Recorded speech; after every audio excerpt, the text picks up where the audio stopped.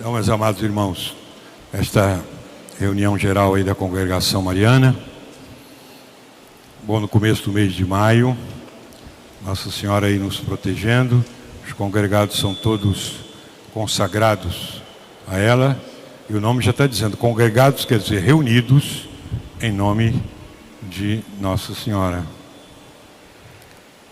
Congregados marianos.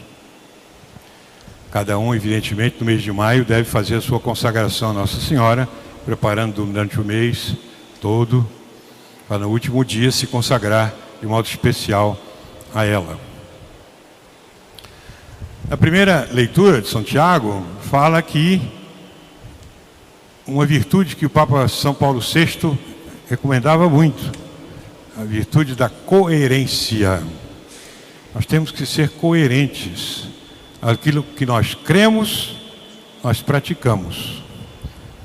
A pior coisa que existe num cristão é incoerência. Pratica uma coisa, fala uma coisa, ele crê numa coisa, fala uma coisa, mas pratica outra. Por isso que São Tiago lembra isso. Se você é um cristão, tem fé, mas não guarda a sua língua, estraga tudo que você crê. Na igreja você canta o credo, você reza, mas lá fora no estacionamento você já está brigando com o outro lá, porque botou o carro um pouquinho na sua vaga, você já brigou, não guardou a sua língua. Isso chama-se incoerência. Recebe Jesus no coração, meu Jesus, eu te amo. Chega lá na frente, diz tudo quanto é doideira para o colega que ofendeu você, sua família. Isso é incoerência. Você não está sendo coerente com aquilo que você crê. Se você recebeu Jesus, você tem que ser coerente com aquilo que ele ensinou. A caridade, a compreensão, a bondade, o perdão. A coisa mais difícil que tem no Evangelho é o perdão dos inimigos. Perdão dos inimigos. Como nosso Senhor disse, perdoai vossos inimigos, fazei bem aqueles que vos odeiam, rezai por aqueles que vos caluniam. Isso é difícil, hein? Mas que inimigos são esses? São os protestantes. Santa Teresinha dizia que não, os inimigos são aqueles do nosso lado. Ela falava que os inimigos eram aqueles do Carmelo, as irmãs. Se uma fazia alguma coisa que ela não gostava, ela tratava bem a todos. Isso é que é a caridade. Amai-vos uns aos outros como eu vos amei. Esse é o principal mandamento. Senão, nós destruímos com as ações tudo aquilo que nós falamos. Vai na igreja, congregado mariano, põe a fita azul, canta do Prato Amazonas com a fúria, chega lá fora, briga com a mulher, briga com a vizinhança, não trata bem as pessoas, dá golpe nos negócios, não é? Engana os outros. Que é isso? Incoerência. Nós temos que ser coerentes com aquilo que nós cremos. Senão nós damos um contra-testemunho, que é a pior coisa que existe. Contra-testemunho. Eu falo uma coisa, mas lá fora eu sou diferente. Eu pratico outra coisa. Então, por isso que São Tiago nos lembra aí, que nós temos que ser coerentes naquilo que falamos, naquilo que rezamos e naquilo que somos. O que nós somos na igreja, devemos ser na família, devemos ser nos negócios, devemos ser na nossa vida.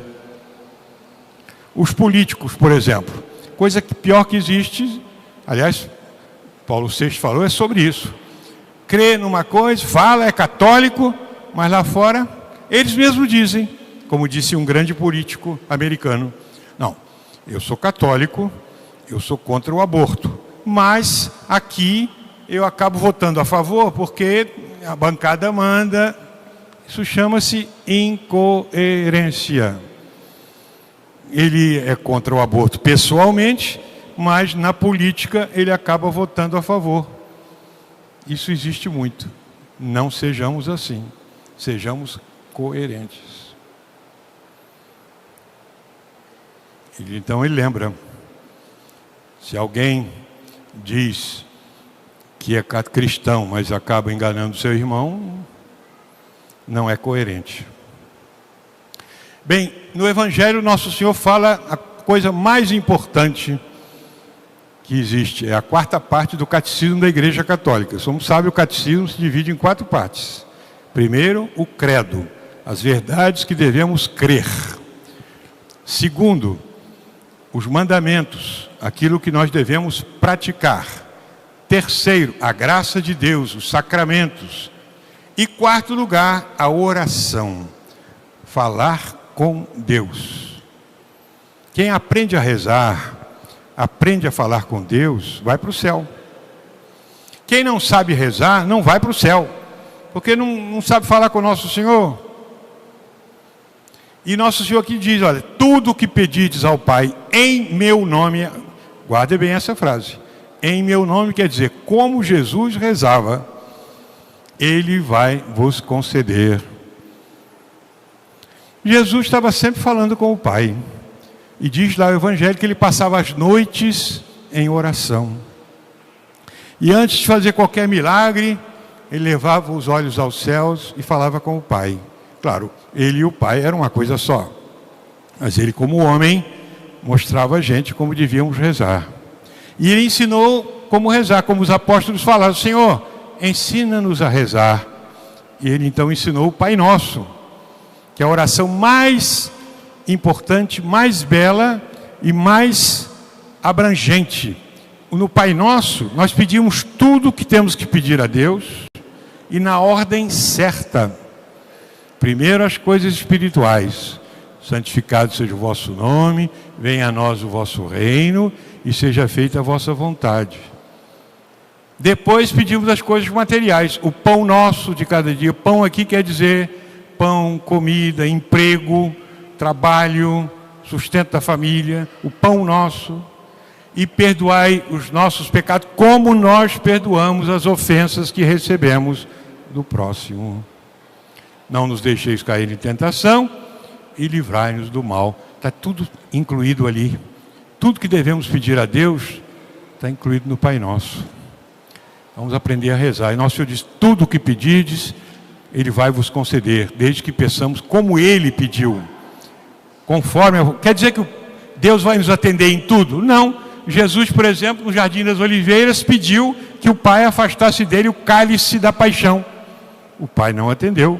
E ele falou, afastai de mim este cálice, mas não se faça a minha vontade, mas a vossa.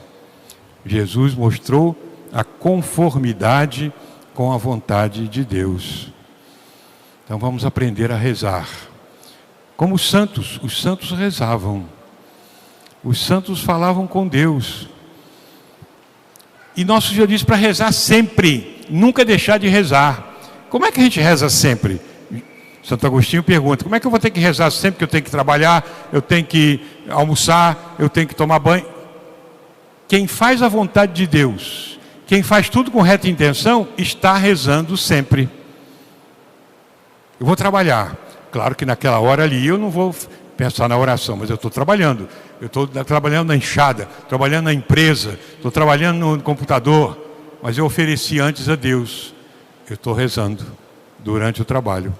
Então, tudo que eu fizer com reta intenção para agradar a Deus, eu estou rezando. Então, rezar sempre, em todo lugar, com reta intenção, querer agradar a Deus, imitar Nossa Senhora, que rezava sempre e nos ensinou a rezar. Vamos pedir então essa graça. Nessa reunião geral da congregação mariana, peçamos a graça. Senhor, ensinai-nos a rezar.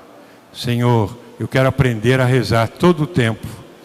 Existe uma oração importantíssima, que os santos dizem que essa oração, ela substitui as outras. E as outras não a substituem. Chama-se oração jaculatória, aquelas pequenininhas. São pequenas orações que substituem as grandes. E as grandes não as substituem. E a gente aprender a falar isso. Jaculatória. O que é jaculatória? Pequena oração. Eu estou trabalhando na roça, falo, meu Jesus, eu vos amo. Só isso. É a oração mais perfeita, porque a gente não dá tempo de distrair. Ela é tão pequena que não dá tempo de distrair. Porque duvido uma pessoa que reze um texto sem se distrair. Não consegue. Mas uma ejaculatória você consegue. Meu Jesus, eu vos amo. Só isso. Não deu para distrair porque é muito pequena. Ou então, meu Jesus, misericórdia. Só isso. Meu Deus, tenha pena de mim. Meu Deus, salvai as pessoas da minha família.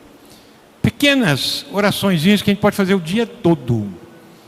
Levanto da cama, meu Deus, ofereço esse meu dia. Pronto.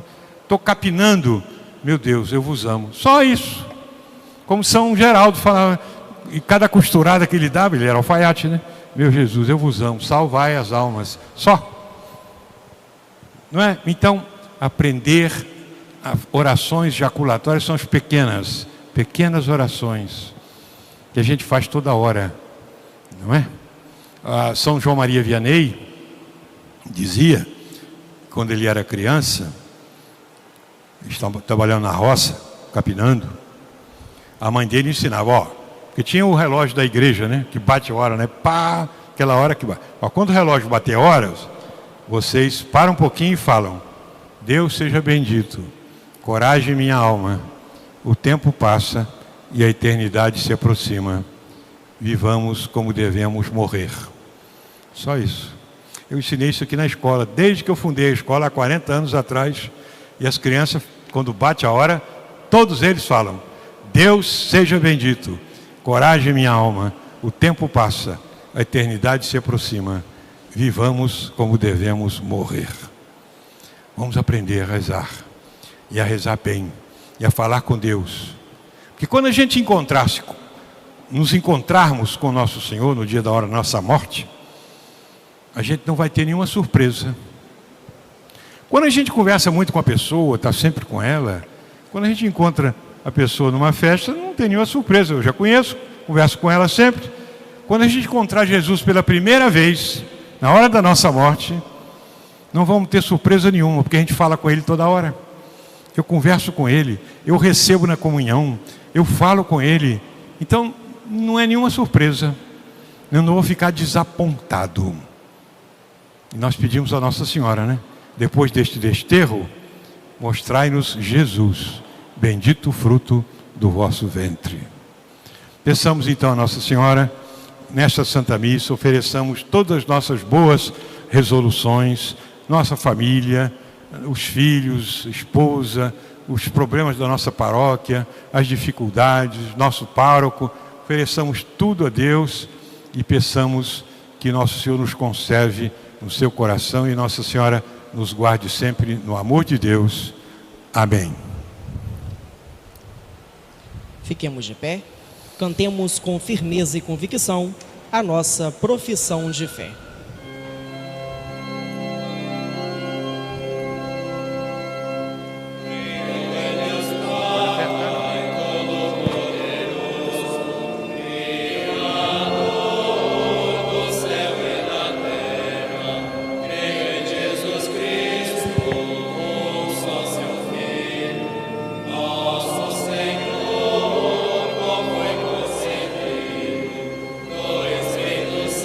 Santo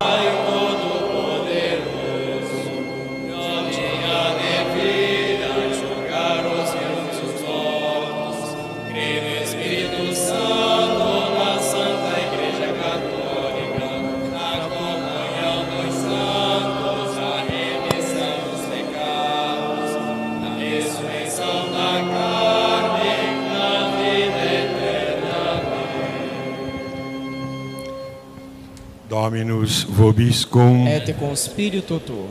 Oremos. Podem sentar-se.